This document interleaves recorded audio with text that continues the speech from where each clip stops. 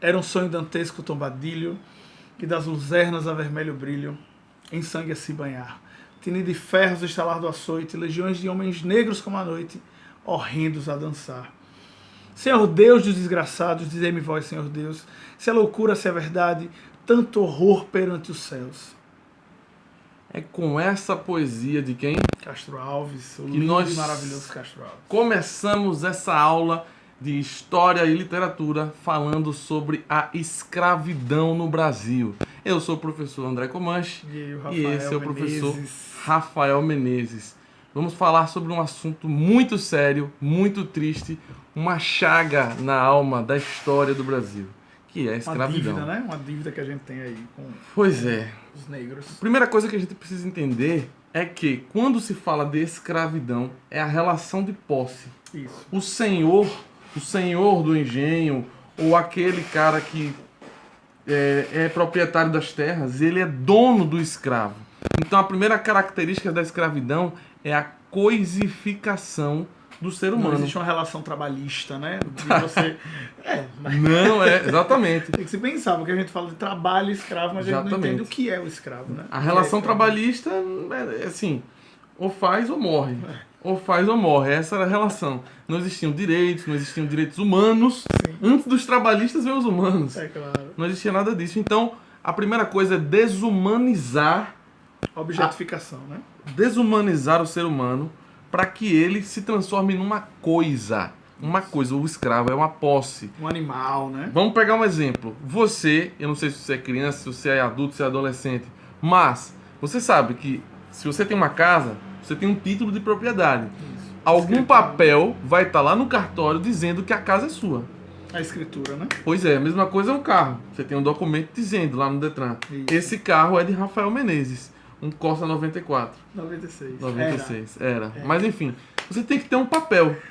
E na escravidão, no período da escravidão, no período colonial e no imperial, você tinha também um papel. Eu vou mostrar a vocês aqui um título de propriedade, uma reprodução, não é original, óbvio, né?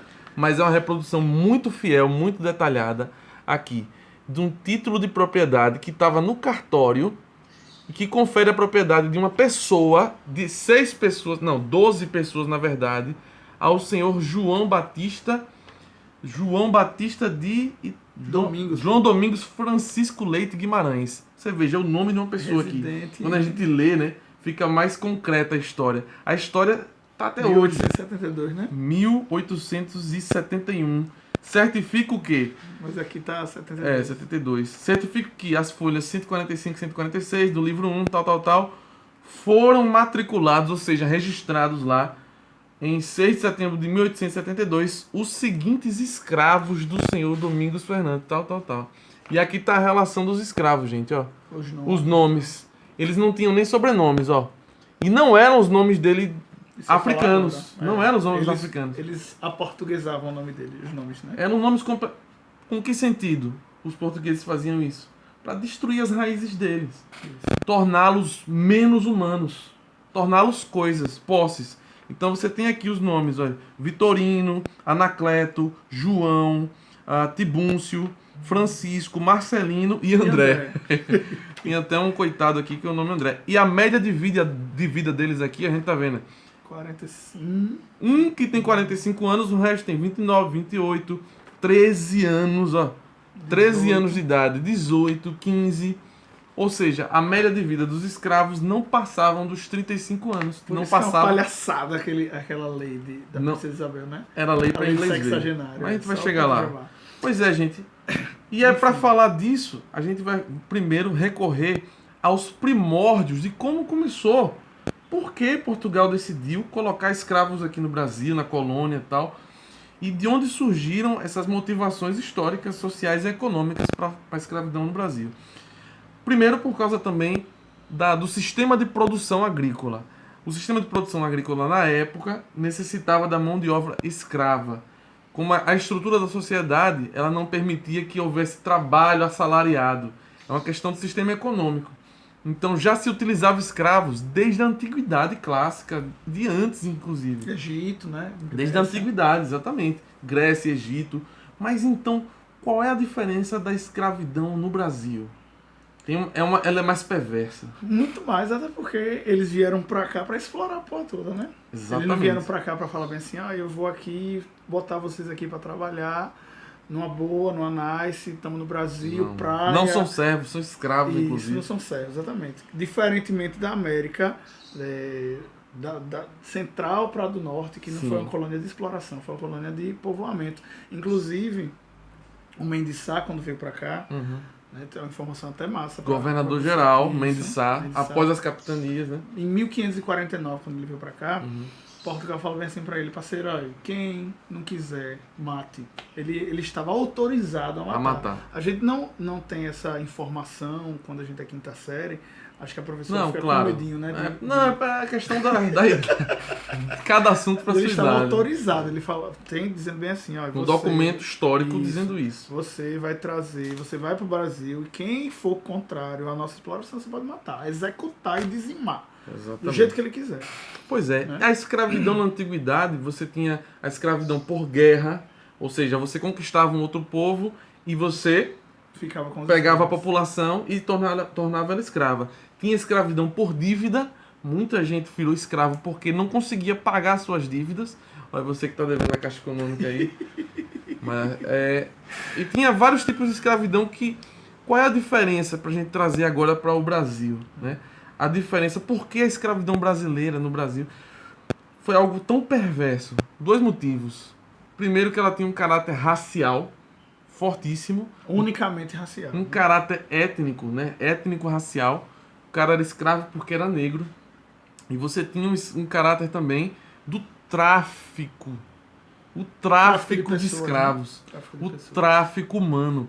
A gente vai explorar esses 2 temas no decorrer da aula. Também que além desse tráfico, né, a galera lá na Europa já tinha visitado a África. Sim, já tinha, Portugal, na verdade, já tinha... Do início, né? Do início. Portugal já tinha conquistado vários territórios africanos e ele já tinha, digamos assim, relações diplomáticas com vários reinos africanos. Né? Exatamente. E com reinos africanos também. Isso. E ele trouxe, primeiramente, os africanos para serem escravizados aqui nas ilhas Açores, que ele tinha plantações já de açúcar, né? Que era o primeiro teste dele. Isso. E tal. Ele viu que deu certo o empreendimento escravocrata nessas ilhas e decidiu trazer esse mesmo empreendimento para o Brasil, para a sua nova colônia, que estava a florescer e não estava dando muito certo no início. Sim. Muitas invasões, um território gigantesco. Tudo aberto, né? Tudo aberto. Não tinha como você chegar aqui e falar bem assim, vamos botar aqui uma Polícia Federal, a fronteira, né? Antigamente não existia um barquinho que fazia bem assim, tá chegando a galera ali. Não vamos tinha. Descer a madeira, não é assim que funciona. Pois é. Né? Então ele precisava de um empreendimento escravocrata aqui no Brasil para ajudar na produção agrícola, para produzir açúcar em larga escala e fazer valer a pena a colonização do Brasil, que até então nem se chamava Brasil. Mas enfim, a gente fala num contexto geral. Isso. E aí, mas antes dos escravos negros, nós tínhamos os escravos indígenas. Isso. Primeiro Portugal escravizou os indígenas, os nativos, que era o escravo nativo, eles chamavam, né? Na verdade, eles chamavam apenas e unicamente de índios. Porque eles achavam que, enfim, tinham chegado nas Índias, né? Isso aí é uma conversa que muita gente... mas não... Enfim, o foco não é esse. A ideia é a seguinte. Quando os jesuítas vieram para cá, na 1530, mais ou menos, com a Companhia de Jesus, eles já tinham escravizado os índios. Só que é uma escravidão, melhor dizendo, Sim. que eles faziam pior do que os africanos. Por quê? É o seguinte, quando eu falo de índio, eu tenho que lembrar o seguinte, o índio já tem um conhecimento da terra, e isso é muito importante. Isso aí, inclusive, é o ponto para fazer bem assim, eu não quero mais índio. Por quê? Porque o índio conhece tudo. Se o índio fugisse... Então, primeiro motivo para acabar com a escravidão indígena. Quando ele saía daqui... O índio fugia muito. Até porque ele não entendia o sistema de produção portuguesa, europeia. Que o sistema de produção mercantilista era a acumulação. Isso. Então você acumulava capital, acumulava excedente de produção. Como assim? Você planta, colhe, come e guarda o que sobra para vender. para gerar lucro. O índio não tem essa lógica na cabeça. Né? Ele planta, colhe, come, dorme. Acabou. No outro dia... É o sistema dele. Índio não é preguiçoso, gente. Não tem nada a ver. É o mindset, a configuração mental do índio. Ele não entende o sistema burguês, não entende o sistema mercantilista, melhor dizendo. Porque o povo só queria saber dinheiro naquela época, né? Exatamente. A exploração só naquela época, né? Não, hoje também. Sempre, né? Não, mas entenda, Mas né? você quer dizer, a elite. A elite só quer saber assim, ó, é dinheiro, pronto, tamo aqui. E se vai morrer, se não vai, quem tá pagando o pato. Passa por cima. Olha o pato. Prossiga. Cadê o pato? Pato tá aqui, pato tá aquela merda do caralho. Sim. Sim. Então, os padres, né, quando eles vieram com a Companhia de Jesus, eles viram que os índios conheciam muito. Então, o índio foi muito importante pra gente, para a questão cultural. Os padres Zé Anchieta, o Manuel Sardinha e tal, eles conheceram os índios, ficavam brother dos índios, e fazia com que os índios fossem escravos deles sem eles perceberem. Falava bem assim, indião, na moral, vamos ali pegar um pau-brasil, depois a gente toma um café e tal. E fora que eles aprenderam a língua deles, fizeram um dicionário, tem uma língua muito importante. Foram muito estratégicos, né? Ningatu. Os padres eram estratégicos porque eles eram muito inteligentes. Inteligentíssimos. Né? Eles eram a inteligência do poderio. Inteligência. Isso, né? exatamente. Porque, repare, como é que você vem pra cá? Qual é o primeiro ponto para você dominar um povo? Saber sua língua. Saia daqui e vá pra China pra você ver o que vai acontecer com você. Né? Então, os padres vieram e começaram... Dominaram a linguagem. Aculturaram os índios e fizeram com que eles fossem escravos, mesmo sem eles quererem, mesmo sem eles saberem, melhor dizendo. Através de processos pedagógicos. Como assim? Eles catequizavam, ou seja, tirava tudo que estava na cabeça do índio, ó. A lua não é um deus, o sol não é um deus, Tupã não é um deus, é o demônio. O Deus é Jesus Cristo. Pá, e tapava de volta. Dessa forma, o índio ficava com a configuração mental europeia e perdia todas as suas raízes. E quem perde as raízes, quem perde sua história, é um povo fácil de ser dominado. Facílimo. Só que os índios começaram, como houve muita violência, houve reação. Exacerbada, né? Houve reação dos índios. Os índios se tornaram cada vez mais arredios, juntando isso com o fato de que eles fugiam muito facilmente por conhecer o território.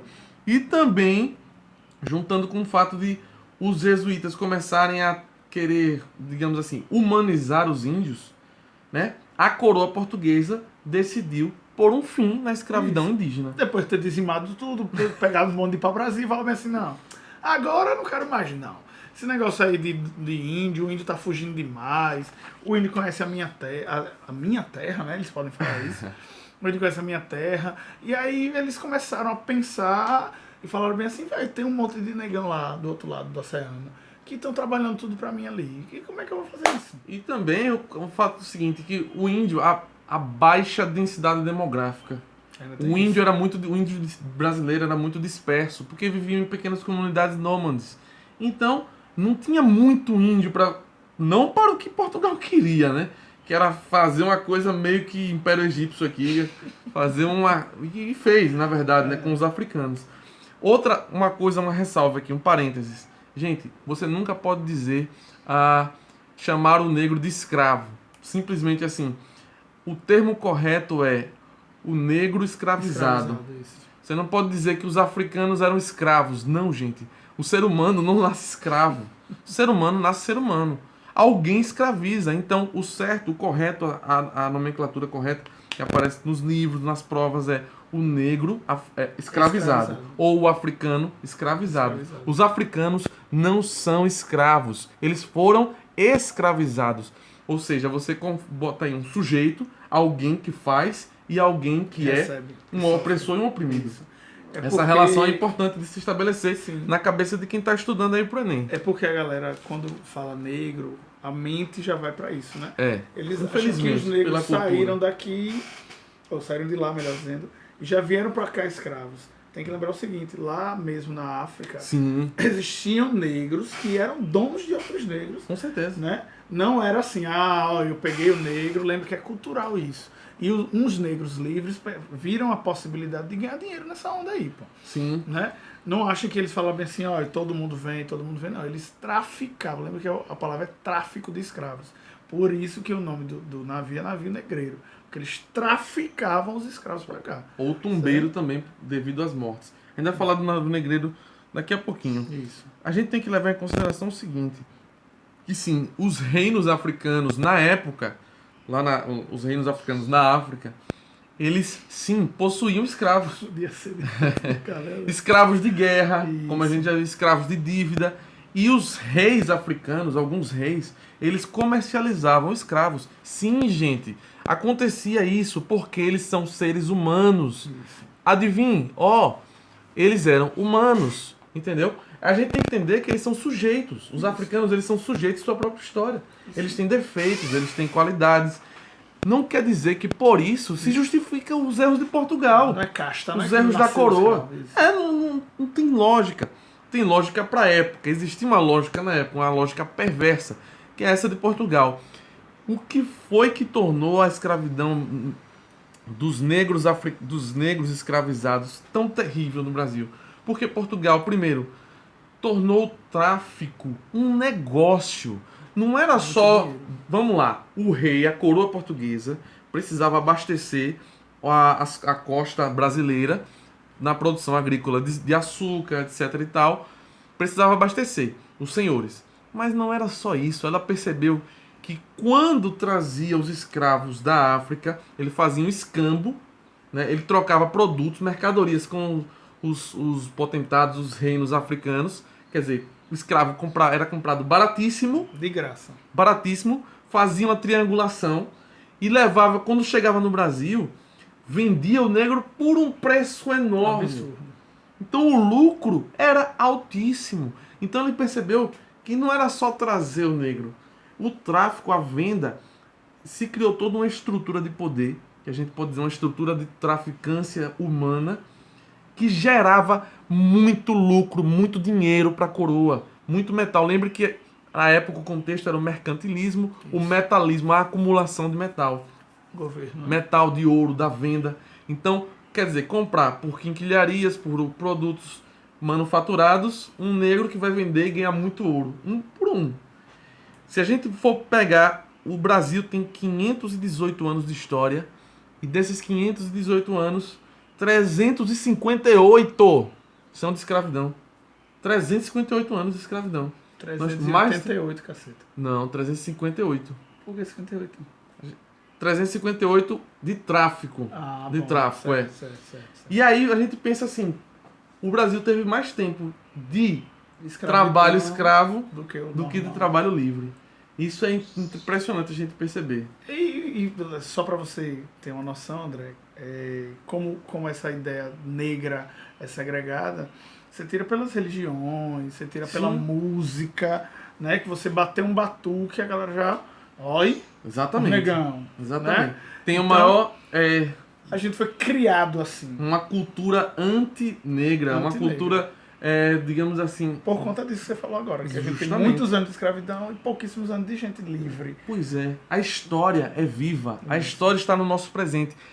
Não pense que a história é o passado. Ah, a história está o passado. Não, não é só isso. Eu lembrei do conceito que a gente vai ver na quinta série.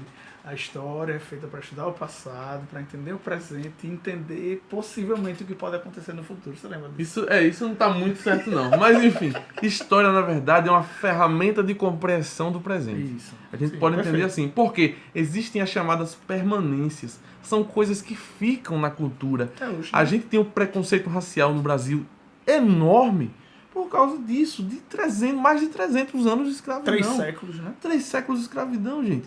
É incrível como isso moldou a face do país. Quer dizer, o povo que trabalhou, que deu seu sangue, os castigos da escravidão, gente. Os castigos tinha a gargalheira, que você colocava no rosto aqui, colocava no pescoço. Tinha um que era assim, quando o negro fugia, ele queria expor em praça pública, ele botava um garfo aqui. Sim, o garfo. E aqui assim, e ele andava com você ali, Se você abaixasse o pescoço, tchau, um garfo de ferro todo poderoso. Castigos físicos para intimidação psicológica. Isso. Você tinha também, prendia o negro fujão, né, que eles chamavam, no pelourinho, e era açoitado, e as suas feridas eram salgadas, jogava-se sal. Álcool, tem uma série de coisas. Terrível, é uma coisa que a gente não consegue nem imaginar o sofrimento dessa população. Mas a gente também não pode só vitimizar, deixar eles como se fossem Coitadinhos. Né? coitadinhos. Não, os negros escravizados, eles reagiram. Vamos falar um pouquinho sobre a reação.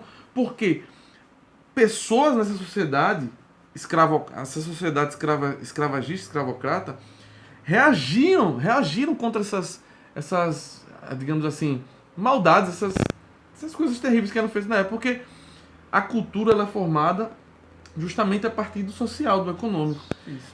Poetas foram contra a escravidão. Poetas denunciaram. Mas alguns tinham escravos, né? Alguns tinham escravos. Machado desses era um deles. Alguns ficaram calados, Isso. como Machado. Mas Outros fizeram uma produção. Lima Barreto. Lima Monteiro Barreto. Lobato, ele era... Assim, diz... Ele é dúbio. Enfim, eu não gosto de entrar nessa seara, não. Mas fale sobre ele, o expoente. Castro Alves, né?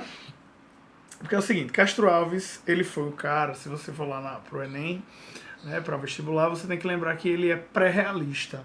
Pré-realista. A escola pré-realista. Ele é romântico ainda, Uhum. ele ainda não é realista, Sim. não é Machado de Assis, não é Raul Pompeia, etc. Sim. Mas ele é pré-realista. Por quê? Porque ele começa a denunciar aquilo ali. Sim. Ele tem o maior poema de todos, que é o Navio Negreiro, né, que foi o que a gente iniciou aqui, que ele vai jogar tudo isso para Deus, entre aspas. Né, porque ele fala, Senhor Deus dos desgraçados, dizei-me vós, Senhor Deus, se é loucura, se é verdade, tanto horror perante os céus, ó mar, né, o Caetano Sim. Veloso recita isso Sim. lindamente no CD dele. E Castro Alves, dizem as más línguas que ele era dono, ele tinha um certo poder aquisitivo e ele tinha dinheiro para ter escravo e ele tinha escravo. Porém, isso não vem ao nosso conhecimento ainda, eu pelo menos desconheço, eu só vou ter certeza quando eu chegar lá, falar assim, Castro Alves, ou quando eu morrer e for pro céu, pro inferno, sei lá. Castro Alves, você tem escravo, aí eu vou saber. Certo? Mas dizem que ele tem escravo, mas entenda o seguinte, ele poderia ter o escravo que ele tivesse. Mas lembre, como é que a gente ia saber de todas essas denúncias se não fosse ele hoje, por exemplo? Se não fosse ele, se não fosse o Rugendas. Sim, Rio Rendas, só que aí o Rio Rendas já é outra pegada. Não, assim, tá falando das artes plásticas. Porque o Rio Rendas ele não quer denunciar, Castro Alves ele denuncia. Ele quer retratar. Retratar, Exatamente, retrato. exatamente. Tem um quadro Isso dele. é bom. Ó, gente, isso aí cai, que é uma beleza, hein? Isso. Ele não tinha o caráter... Quem é Rio Rendas? Rio Rendas é o cara da missão artística francesa, né? É um grande Ele pintor. É século XIX, Dom Pedro II, inclusive, contratou ele. Isso. Ele... Para retratar as cenas da escravidão. Talnar. Aquelas que estão lá nos livros didáticos, boa Todos parte é pintura dele. Tem um, assim, jantar em família, aí tem Isso. uns escravinhos sentadinhos, Isso. outro balançando, e a mulher... E aquilo é super normal, ele não quer denunciar. Não é denúncia, é retrata, denúncia, é um ele tá retrato. retratando. Castro Alves é outra pegada, Denúncia. certo? Ele vai na cara, vai falar bem assim, ó, tem gente morrendo aqui, Porque velho. surgiu um movimento abolicionista muito forte. Isso. A gente pode falar, todo mundo era escravocrata porque era o contexto da época. Beleza, tudo bem. Em parte é verdade. Mas na época já existiam vozes se levantando contra essa opressão descabida contra os negros. Existiam intelectuais, advogados. A sociedade começou a se urbanizar, né, André? Exatamente. Então começaram a surgir outras ideias, o iluminismo veio aí, o iluminismo. Inclusive, a Revolução Francesa, né? o Brasil foi o último país a acabar com a escravidão. Havia uma pressão internacional, não só da Inglaterra, da Inglaterra principal, para que se acabasse com o modelo escravocrata e se tornasse o trabalho livre como um modelo vigente, trabalho assalariado. Então o Brasil foi a muito custo, devagar. Ele criou várias leis que a gente pode até fazer outra aula falando só sobre essas leis. Lei do ventre livre, do sexagenário, até que chegou na Lei Áurea, que aboliu, mas não resolveu o problema racial no Brasil. Porque é ridícula aquela Lei Áurea, né? É ridículo. E pelo amor de Deus, desculpem o termo, mas Princesa Isabel é uma... Ela não assim, Deixe aí na deixa imaginação falar. de vocês o xingamento que vem aqui à minha cabeça. o que O problema todo é o seguinte, se vocês lerem a Lei Áurea, você não tem não, André, a fotinha da Lei Áurea? eu tenho, eu vou botar A no Lei vídeo. Áurea é assim, a partir desse só dia... Fica abolida toda a e qualquer forma de escravidão no Brasil. Ponto. Ponto. Acabou. Essa é a lei mais... Sucinta do mundo.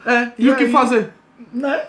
O escravo... Acabou. E aí, vamos embora? Como é que vai funcionar? Gente, isso é terrível. Ridículo. Isso é terrível. Não dá nem pra falar como é que o poder público faz uma coisa assim, né? Mas a gente não tinha essa noção na época. O Brasil não tinha democracia, não tinha a ideia de república em que todos são iguais. Existiam castas sociais e até hoje existem, porque a história, Velado, gente, né? a história, ela tá aqui, ela tá na nossa rua, ela tá aqui na frente. A história, ela vive, ela permanece em constante fluxo. Pra gente entender a nossa realidade quando a gente sai à rua, por que é que tem tantas crianças negras no sinal, por que tem tantas pessoas na favela que são negras, por que existe preconceito racial, por que existe um preconceito contra o trabalho braçal, e dá pra fazer uma aula só sobre isso. Tudo isso está ligado às nossas raízes. E que se a gente não souber dessas raízes, a gente não vai se entender como povo, como identidade. E não vai poder superar essas chagas sociais que permanecem até hoje. Fora que o negro, o negro está muito presente na nossa cultura, né? Pô, Gilberto Música, Gil, Jorge Benjor, Jorge Ben, Caetano, que vários não é negro, intelectuais, Milton Santos, de geografia, tantos Uma série de intelectuais. coisas. Castro Alves, Machado de Assis, que era mulato, Lima Barreto, que era mulato, os maiores escritores brasileiros a gente está falando. E o Brasil, a pátria brasileira, não tem respeito. Quer dizer, Bateu povo... uma lata, todo mundo está se movimentando, né? Pois é, reconhecer a preconceito religioso, mas todo mundo canta as músicas negras, o samba, enfim, essa cultura que está tão viva na história presente, gente. Então é essa a mensagem que a gente queria deixar. Escravidão, história e literatura. Tamo junto. Essa foi a nossa aula de hoje. Fique sintonizado e até a próxima. Valeu, gente. Valeu, papai.